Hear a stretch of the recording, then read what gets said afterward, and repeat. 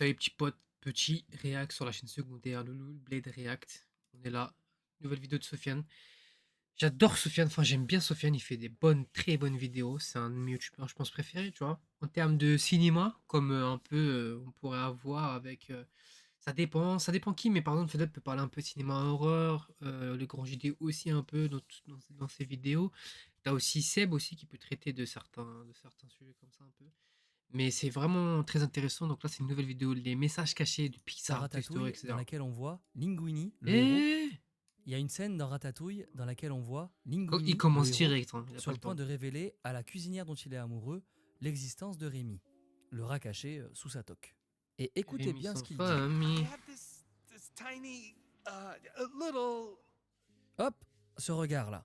Après que Linguini vient de dire j'ai ce petit tout petit, eh bien elle, J'ai jamais oui, regardé elle autant regarde qu'adulte. vers sa teute. Et ce son- genre de ce- messages cachés pour adultes dans les films du studio, il y en a plein d'autres, dont certains même qui ont dû être retirés.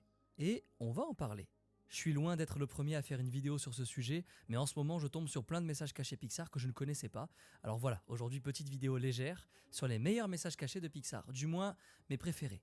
Et vous allez voir que chez Pixar, camoufler ce genre de secret dans les longs métrages, c'est devenu une marque de fabrique. Ça fait, Les hein. artistes de chez Pixar en ont caché dans tous les films depuis le tout premier, Toy Story.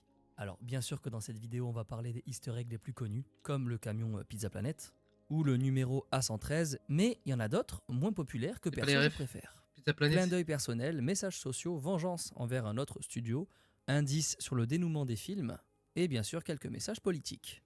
On va parler de tout ça, mais avant, NordVPN. Avec une nouvelle offre, Internet et Prime, en plus de toi des sachets qu'avec Orange. Et pour cette vidéo, il y a une offre. Ce qui vous revient, si vous n'êtes pour activer, et nous on The Oscar goes to 3. Nice. and the Oscar goes to Finding Nemo. Andrew Stanton. En 2003, Pixar remporte l'Oscar du meilleur film d'animation pour Le Monde de Nemo. Et l'année d'après, Nemo aussi, en hein. 2004, C'est pas ça. pareil. Cette fois avec Les Indestructibles. The Oscar goes to The Incredibles. Mais en 2006, c'est Cars qui sort au cinéma. Sauf que cette année-là, c'est pas Cars qui remporte le trophée, mais Happy Feet, un film d'animation animé par un studio australien. Et ça, ça fout le seum à Pixar. Parce qu'en fait, dans Happy Feet, les équipes d'animation utilisent la technologie de capture de mouvement. Alors, il n'y a rien qui l'interdit, mais pour Pixar, c'est pas de la vraie animation. Alors, l'année suivante, en 2007, quand le studio Pixar sort Ratatouille, dans le générique de fin, on retrouve ce message. Animation 100% authentique, ni capture de mouvement, ni astuces pour faciliter le travail n'ont été utilisées pour la production de ce film. Voilà, une petite pique destinée à l'Académie des Oscars et à Happy Feet. Bien sûr, ça n'a aucun impact sur les récompenses, puisqu'en 2007, Ratatouille repart avec l'Oscar du meilleur film d'animation. Un autre film du studio qui était nommé aux Oscars, c'est Monstres et compagnie. Et Monstres et compagnie, lui aussi, contient une petite pique envers un autre studio. Moi j'ai besoin d'exercice, mais tu t'es pas regardé, il y a le trottoir qui s'affaisse quand tu marches. Au début du film, Bob et Sully sortent dans la rue pour aller travailler. Ils croisent alors un monstre géant, ce monstre, il s'appelle Ted, ok, et on ne voit que ses pattes. À l'origine, ce monstre vert plein T'as de jamais cailles, fait un 2? les artistes Pixar voulaient en faire un hommage à Godzilla. Et pour représenter pleinement Godzilla, le mieux, c'est son célèbre rugissement. Sauf que là, écoutez, Salut Ted, bonne journée. voilà, les bruiteurs de Pixar ont mis un bruit de poulet un petit peu ridicule. Mais il y a une raison à ça. Ted's roar here was originally a big loud roar from a famous movie monster whom I won't mention here. We weren't able to get the rights to it, so instead we went the opposite way and put in this chicken. Thank you. Oui, les producteurs de Godzilla, la société japonaise Toho, n'ont jamais accepté de donner les droits à Pixar pour utiliser le rugissement. Alors Pixar s'est permis cette petite vanne envers la Toho. Débile parfois. Et le studio s'est même permis de faire réapparaître Ted, donc le gros monstre là, dans Vice Versa 14 ans plus tard. Et là encore, on ne voit que ses pattes. Juste là, au fond des studios de Dream Productions. Après voilà, ça c'est plutôt mignon comme vengeance, mais il y en a d'autres, plus pointus. En 2009, Pixar sort Là-haut. Les ballons, les chutes du paradis, Carl, doublé par Charles Aznavour dans la VF. Ah! Quelle est cette chose? Ce magnifique flashback qui nous a toutes et tous fait pleurer. Et aussi, le méchant. C'est la chose la plus incroyable que j'ai jamais vue! Et avec ce méchant, le studio a caché une belle revanche qui nous ramène 100 ans en arrière. En 1927, dans les cinémas des États-Unis, les spectateurs s'émerveillent devant un nouveau dessin animé. Oswald, le lapin chanceux. Et son créateur, on le connaît tous très bien aujourd'hui, c'est Walt Disney. À l'époque, Walt est encore jeune et Oswald, c'est l'un de ses premiers succès. Oswald est produit par Winkler Pictures, une Ils société ont de changé la production DA parce gérée que par je un me semble qu'il y avait dénommé un autre dessin animé Charles après. B. Ils faisaient pareil, tu vois. Mintz. Et lorsque le dessin animé de Oswald gagne en popularité, Disney va voir Mintz à New York pour négocier un meilleur contrat. Et Mintz refuse. Il veut même diminuer sa rémunération. Et pire encore, il recrute dans le dos de Walt les dessinateurs qui travaillaient avec lui.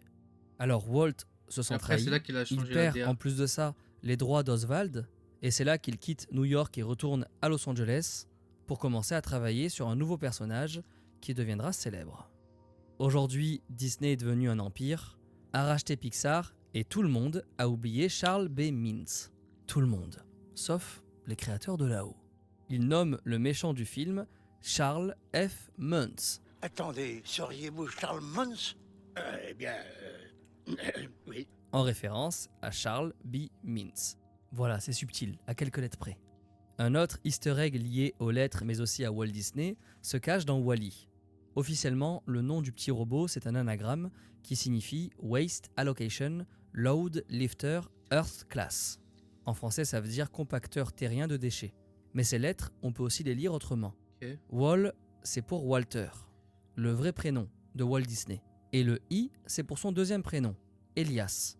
Wall-E, en réalité, c'est pour Walter Elias. Et dans Wall-E, on retrouve aussi un iPod, l'une des nombreuses références à un autre génie, Steve Jobs, le fondateur d'Apple, mais aussi du studio Pixar. Et en plus de ces deux Macs dans Coco et dans Toy Story 3, on aperçoit aussi, dans Monstres et compagnie, le slogan « Scare Different », une revisite du slogan d'Apple, « Think Different ». En plus de ces références à Apple, les artistes Pixar ont glissé énormément de références à l'histoire du studio, dont l'un des easter eggs les plus connus, ce numéro A113. En fait, ce numéro, c'est le numéro de l'une des salles de classe de l'école d'animation où les artistes du studio ont étudié. Tu dis, Et ouais. ce numéro A113, il apparaît dans tous les films. Ici, sur le cinéma des Indestructibles 2, là, sur la clôture, dans le voyage d'Arlo, alors celui-là, il est presque impossible à repérer. Le numéro est aussi camouflé parmi les éléments chimiques d'Élémentaire. Regardez juste ici, sur ce panneau de métro qu'on voit dans le teaser du film. Ces inscriptions, elles sont liées au tableau périodique des éléments. Et dans ce tableau, chaque atome est associé à un nombre. H, l'hydrogène, porte le numéro 1, et Al, l'aluminium, porte le numéro 13. Il est technique celui-là. Un autre easter egg Pixar très connu, c'est celui du camion de Pizza Planet. Depuis Toy Story 1, on le voit partout. Mhm. On le retrouve près de la fac dans Monstre Academy, en sculpture dans Rebelle, dans les fonds marins du monde de Dory. La seule Ouais. exception, c'est les Indestructibles, où Brad Bird, le réalisateur du film, l'a oublié.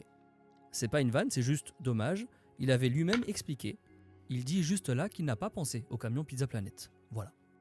Un autre message caché qu'on retrouve dans les films Pixar, mais cette fois-ci c'est pas un easter egg visuel, c'est ce gars-là, John Ratzenberger.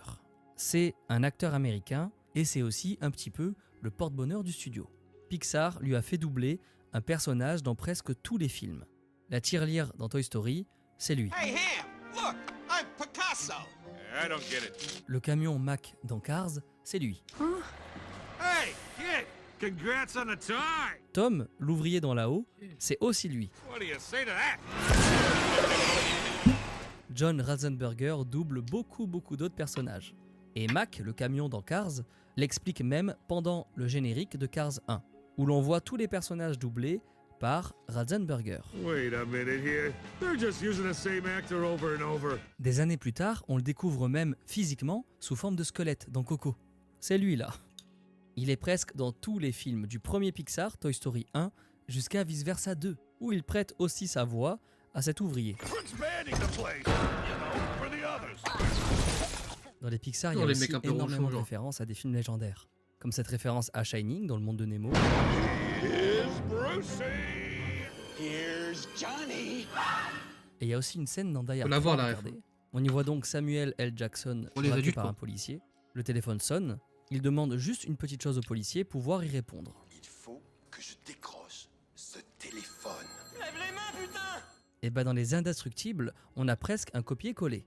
Sauf que cette fois, Frozen veut juste un verre d'eau. J'ai dit pas un geste! Je ne fais Et bien sûr, qui est le doubleur de Frozen en VO? C'est Samuel L. Jackson.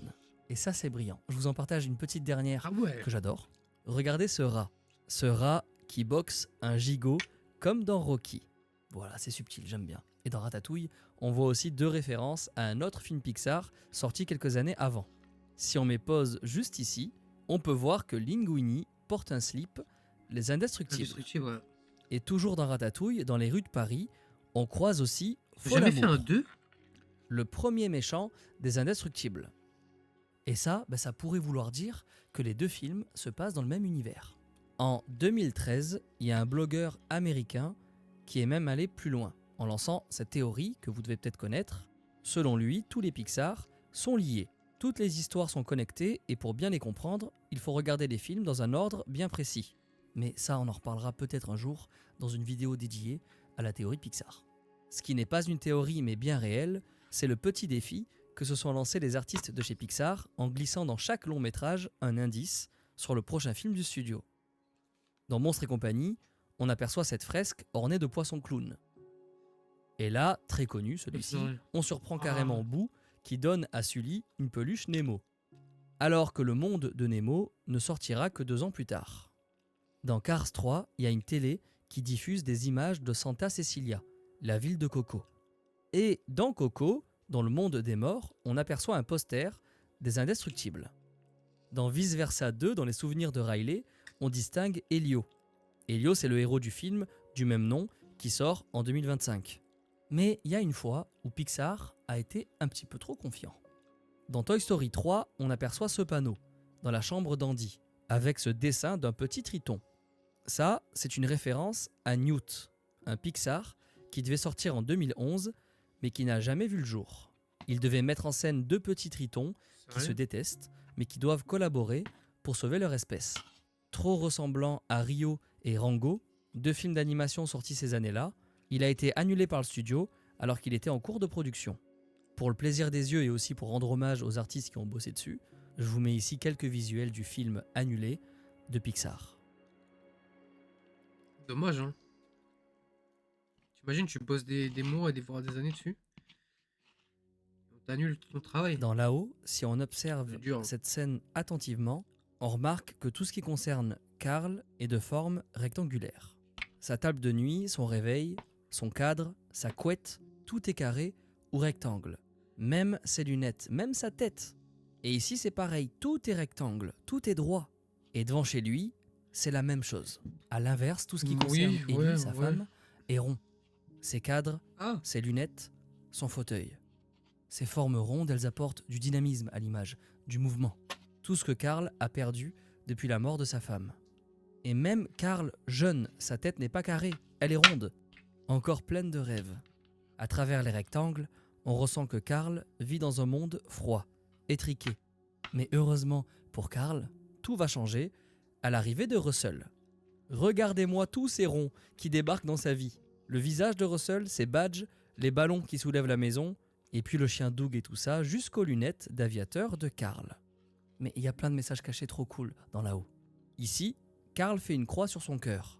C'est pour se rappeler la promesse faite à Ellie, celle d'aller aux chutes du paradis. Faire une croix ou cocher, en anglais c'est la même chose. Ça se dit cross something.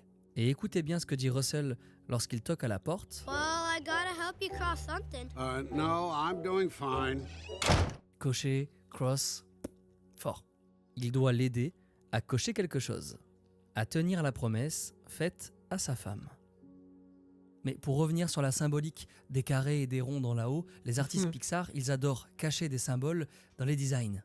Ils l'ont fait dans Vice Versa en donnant à chaque émotion une forme qui lui correspond parfaitement.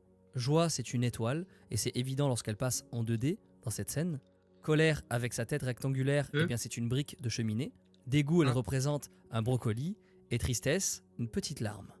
Et bon, là c'est moins évident, mais peur, c'est censé être un nerf du corps humain.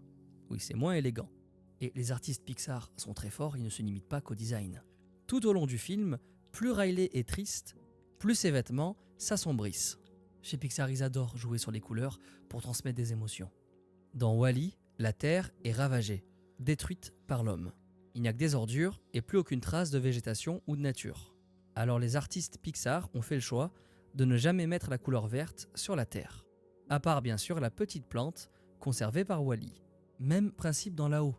La couleur rose, qui était utilisée pour représenter Ellie, disparaît lentement de l'écran lorsque Carl rentre chez lui, seul. On retrouve aussi un autre message coloré dans Les Indestructibles, plus joyeux cette fois. Le premier costume de Monsieur Indestructible est bleu, et celui d'Elastigirl est rouge. Et si on mélange les deux, eh bien ça donne du violet. Et on comprend un peu mieux d'où sort le nom de leur fille aînée. De belles petites histoires de famille comme celle-là, on en retrouve pas mal chez Pixar. Parce que pour la majorité des artistes du studio, la famille c'est sacré. Dans Vice Versa, Pete Docter, le réalisateur du film, s'est directement inspiré de sa propre fille pour le personnage de Riley. Et ce que je trouve cool, c'est que c'est lui qui double la voix de colère, l'émotion principale dans la tête du père de Riley. Good job, gentlemen. That could have been a disaster. Peterson, le réalisateur d'Élémentaire, alors lui il a carrément centré tout son film sur son histoire personnelle. Peterson, c'est une figure légendaire du studio. Il a co-dessiné les storyboards de Nemo et des Indestructibles. Il double Émile dans Ratatouille. I think it was some sort of rapper once. What? Le chat Sox dans Buzz l'éclair. I am Sox, your personal companion robot. Buzz l'éclair. Il réalise Ah, aussi c'est le des films voyage récents, d'Arlo. ça, je les ai pas Et vus. il a surtout, physiquement, inspiré le personnage de Russell dans Là-haut. Au début d'Élémentaire, Sandra et Brûle, un couple de flammes, débarquent à Element City, une mégalopole où cohabitent des éléments eau, terre et plantes. Ils essaient de trouver un logement, mais ne parlent pas la langue et sont victimes de discrimination. Et bien tout ça, c'est l'histoire des parents de Peterson. Dans les années 70, ses parents, deux immigrés sud-coréens, posent leurs valises à New York, et sans parler un mot d'anglais. Finalement, malgré les difficultés, ils réussissent à s'installer, et le père de Peter ouvre une épicerie dans le quartier du Bronx. Tout comme Brûle, le père de Flamme. Et le parallèle se poursuit tout au long du film. Peter s'est inspiré de sa propre enfance pour écrire le comportement de Flamme, qui veut, à tout prix, aider son père à l'épicerie. Plus tard, dans Élémentaire, Flamme tombe amoureuse de Flack. Et quand ses parents l'apprennent, ils s'opposent à leur relation. Et ben ça, Peter, il ne l'a pas tiré de nulle part. Lui s'est marié avec une femme qui n'était pas d'origine sud-coréenne, ce qui lui a valu de fortes critiques dans sa propre famille. Me having married someone that wasn't Korean, and that created a lot of drama. And so putting that all into the film was just this big soup of little personal ideas, and that was the start of all of this. Et si Élémentaire se finit bien, pour Peter, l'histoire est un petit peu plus triste. Malheureusement, ses parents décèdent pendant la conception du film. Ils ne verront donc jamais l'œuvre de leur fils, qui résonne comme un magnifique message de tolérance. Having lost my parents while making this movie, it became a way to honor them. It became my gesture. Ça, c'est de tellement It frustrant. was the best way that I can say I love you. C'est de tellement. Comme Peterson, De tellement Domichi, frustrant, gros. la je te jure. réalisatrice d'Alerte Rouge, a retranscrit sa vie personnelle dans son film. Domichi, c'est la première femme à réaliser un film seule chez Pixar. Brenda Chapman avait déjà participé à la réalisation d'un Pixar, Rebelle, mais elle collaborait avec un autre réalisateur. Là, cette fois, Domichi, elle réalise bien seule. Dans Alerte Rouge, Mei, l'héroïne, est une jeune adolescente canadienne d'origine chinoise. Un matin, elle découvre que si elle ressent des émotions trop fortes, elle se transforme en panda roux. Alors ce panda, c'est pas juste un gros panda, c'est surtout une métaphore de l'apparition des règles, comme on le voit dans cette scène avec Mei et sa maman. Est-ce que la pivoine rouge a fleuri? Mais beaucoup se sont arrêtés à cette métaphore des règles, sauf qu'en fait le message est bien plus large. La transformation de Mei en panda, elle symbolise la puberté chez les jeunes filles, avec les poils qui poussent, ou encore la transpiration plus abondante, Dis donc, t'as couru ce matin? Tiens, mets la dose. et aussi le déferlement d'émotions. Pixar parle de puberté et pour un studio d'animation aussi grand public, eh bien c'est novateur. Mais le panda roux n'est pas seulement une métaphore de la puberté, mais aussi une image de ce que nos mères nous inculquent. Et ça, c'est Domichi elle-même qui le dit. Comme pour Peterson avec Élémentaire, Domichi, à travers son film, elle retranscrit sa propre histoire dans laquelle elle remet en question l'éducation donnée par sa mère. Comme Mei, elle a grandi au Canada, à Toronto, tout en recevant une éducation traditionnelle chinoise. Ming, la mère de Mei, est très attachée au respect des parents et des aînés, à la réussite scolaire et à la discrétion. Et tout au long du film, Mei essaie de s'en détacher. Quelque part, c'est le message caché qu'elle a voulu transmettre à travers son film. Et lorsque la mère de Domichi a vu le film pour la première fois, elle n'a pas vraiment réagi sur le coup. Domichi, elle dit « Je me demandais ce qu'elle en avait vraiment pensé ». Un jour plus tard, elle m'a envoyé un long texte qui détaillait tout ce qu'elle avait aimé dans le film. Et le texte se termine par « J'espère que j'ai été une bonne mère ». Damn.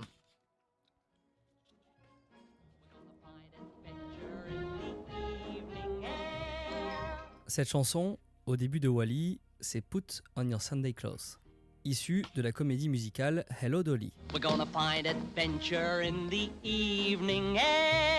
Ces paroles évoquent deux amis qui se préparent à aller faire la fête. Et la dernière phrase de l'extrait musical, c'est celle-ci. Et nous ne reviendrons pas à la maison avant d'avoir embrassé une fille. Et si on se concentre sur ces paroles, on peut prévoir une partie de la fin du film. Puisque Wall-E quitte sa planète et il ne revient pas chez lui sur Terre avant d'avoir embrassé Eve. C'est donc un foreshadowing et un foreshadowing que le réalisateur lui-même confirme. Il dit en gros que la seule réponse à la solitude de Wall-E, c'est l'amour. Et que cette chanson c'est une chance, parce que le réalisateur a toujours cherché des moyens de raconter cette histoire sans utiliser des dialogues classiques. Et c'est loin d'être le seul foreshadowing dans l'univers Pixar. Les messages cachés et les indices sur la fin du film, les artistes Pixar adorent en glisser au début de leurs œuvres. Dans cette scène de là-haut, alors oui, au bord du lit, on distingue Lotso. Ça c'est cool, mais c'est pas le sujet, c'est pas un foreshadowing. Par contre, si vous regardez bien sur le mur, juste là c'est un dessin dans lequel on y voit Doug et Kevin, deux personnages du film là-haut, qui apparaîtront plus tard. Pas mal, mais j'ai mieux. Au début de Ratatouille, on est plongé dans la maison où Rémi a grandi. Et alors, avance rapide jusqu'à la fin du film, lorsque le critique déguste le plat qu'a préparé Rémi, il replonge dans son enfance. Et regardez tous ces objets dans la maison. Cette corbeille de fruits, c'est la même qu'on retrouve au début du film dans la maison de Rémi. Hop, on revient à la fin du film, dans la maison d'enfance du critique, cette théière là, sur la gauche, eh bien on la voit aussi au début du film dans la maison de Rémi. Juste là. Et la gazinière avec son conduit dans la maison du critique enfant, eh bien on la retrouve aussi dans la maison de Rémi. Et dans le salon, pareil. On voit la même cheminée à droite dans la maison de la grand-mère, la maison de Rémi quoi, et à gauche dans la maison du critique. Même chose pour la chaise, on la voit à gauche dans la maison de Rémi et à droite dans la maison du critique. Bon, je crois que vous avez compris, le critique et Rémi ont donc grandi au même endroit. Et ça, on pouvait le deviner. Je trouve ce message caché sublime, sauf que le réalisateur l'a démenti. Il nous dit « J'adorerais vous dire qu'on a pensé à tout, mais au moment de faire le film, les deadlines étaient super resserrés, du coup on a juste réutilisé les mêmes décors 3D. » Dommage, j'y croyais, mais ça reste une anecdote plutôt cool. Par contre, dans Coco, là il n'y a pas de hasard. Dans Coco, les artistes Pixar ont pensé à plusieurs éléments qui nous font comprendre directement le dénouement du film. Alors attention, ça va spoil, donc si vous n'avez jamais vu Coco, avancez jusqu'au prochain chapitre. Tout l'enjeu de Coco, c'est la quête de Miguel à la recherche de son ancêtre, le musicien Ernesto de la Cruz. Le seul qui puisse lui donner la bénédiction qui le fasse revenir dans le monde des vivants. Sauf qu'on apprend à la fin que de la Cruz n'est pas son ancêtre. Mais ce twist, on peut le comprendre dès le début. Là, au début du film, on voit cette photo. C'est la photo de famille de Miguel sur laquelle le visage de son ancêtre est déchiré. On y aperçoit cette boucle de ceinture avec deux guitares. Et lorsque Miguel rencontre De la Cruz, dans le monde des morts, hop, regardez juste ici, il a une boucle de ceinture, oui, mais ce n'est pas la même. Il y a donc de grandes chances que ce ne soit pas lui sur la photo. Très bien, maintenant, un peu plus tard, lorsque Miguel demande sa bénédiction à De la Cruz, le pétale de fleur est censé briller, comme dans cette séquence avec sa tante Imelda. Miguel, je t'accorde ma bénédiction. Mais là, il ne brille pas, ce qui signifie qu'ils ne sont pas de la même famille. Mais l'indice le plus important, c'est celui-ci. Regardez ce visage dessiné sur le manche de la guitare de Miguel au début du film. On y voit parfaitement une dent en or. Et voilà ce qu'on aurait pu repérer lorsque Miguel rencontre Hector. Ce genre d'indice, ça démontre le talent et la finesse des artistes Pixar. Ils arrivent toujours à dissimuler des trucs juste sous nos yeux. Là, Par exemple, Ouais. dans Toy Story 2, les acrobaties de Jessie font de l'effet à Buzz. Et oui, peut-être qu'on était trop jeune pour comprendre, mais là, Buzz, il a les ailes qui bandent. Et des messages pour adultes de ce style, on en trouve des dizaines. Là, dans Toy Story 1, la bergère, elle fait clairement des avances à Woody. Je pourrais demander à quelqu'un de surveiller le troupeau à ma place ce soir. Dans Vice Versa, tout le film Ah, se mais quand passe t'es un à enfant, San tu Francisco. comprends pas, frère. c'est sûr. San Francisco, c'est une ville qui abrite une grande communauté LGBT. Elle est même souvent décrite comme la capitale gay du monde. Et au sein de cette communauté, les hommes homosexuels avec une barbe bien fournie sont souvent surnommés les bears, les ours en français. Et donc vers le milieu du film Vice Versa, Riley est dans son lit et entend un bruit. Elle voit un Bears. Was it a bear? It's a bear. There were no bears in San Francisco. I saw a really hairy guy. He looked like a bear. Une petite blague pour adultes, presque sociale, presque politique. Au contraire des blagues dans Cars, qui elles sont moins matures. Aux États-Unis, on utilise l'expression flash the headlights, faire des appels de phare en français, pour faire référence aux fans qui montrent leur poitrine aux pilotes pendant les courses. Quand on a cette info, on comprend mieux cette scène dans Cars.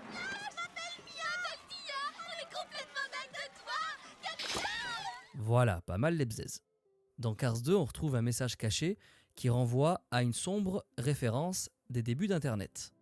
Dans les années 2000, il y a une photo qui tournait sur des forums montrant une scène d'orgie entre 3 vieux hommes. Et le nom de cette photo, c'était Lemon Party. Je peux pas vous montrer la photo comme ça sur YouTube, j'aimerais bien vous le mimer, mais il me faudrait 2 vieux hommes, et bon, c'est chiant à trouver. Mais du coup, j'ai demandé au monteur de vous faire un dessin. Voilà. Je sais pas à quoi il ressemble, je vais le découvrir en même temps que vous sur la vidéo. J'espère qu'il vous plaira. Et en fait, dans Cars 2, les principaux antagonistes du film se regroupent au sein d'une organisation, et dans la version originale, leur nom, c'est les Lemons. Et dans cette séquence où on y retrouve des citrons partout sur la table, les Lemons font la fête. C'est donc bien une Lemon Party, subtile, et référence un petit peu hardcore quand même. Toujours dans Cars, sur le côté d'une route, on voit aussi ce panneau, The Top Down Truck Stop, qui fait référence à un potentiel bar où les serveuses n'auraient pas de haut. Top Down. Et un dernier petit extrait dans Cars 3. Well, life's a beach. Voilà, bon là vous avez le jeu de mots. Life is a beach. La vie est une p***. Il y a un truc trop cool que faisait Pixar qu'ils ne font plus aujourd'hui. C'était les fausses scènes de bêtisier pendant le générique. On trouve plusieurs scènes de ce genre à la fin de Toy Story 2. Mais quand le film était sorti au cinéma, il y avait une scène en plus. Une fausse scène de bêtisier dans laquelle on y voit le vieux mineur dans sa boîte, en pleine discussion avec 2 Barbies. Maintenant, écoutez attentivement cette discussion un petit peu bizarre. You know, I'm sure I could get you a part in Toy Story 3. I'm sorry, are we back? Oh. Oula. Le vieux propose aux 2 filles un petit rôle dans Toy Story 3, en échange de... Bon, vous avez compris. Aïe. En fait, c'est terrible. Quand on sait que John Lasseter, directeur créatif de Pixar et co-réalisateur de Toy Story 2, a été contraint de quitter Pixar, accusé d'harcèlement sexuel. Alors depuis, Pixar, en toute discrétion, a retiré cette scène dans les nouveaux Blu-ray. Aujourd'hui, sur Disney+, elle a aussi été supprimée.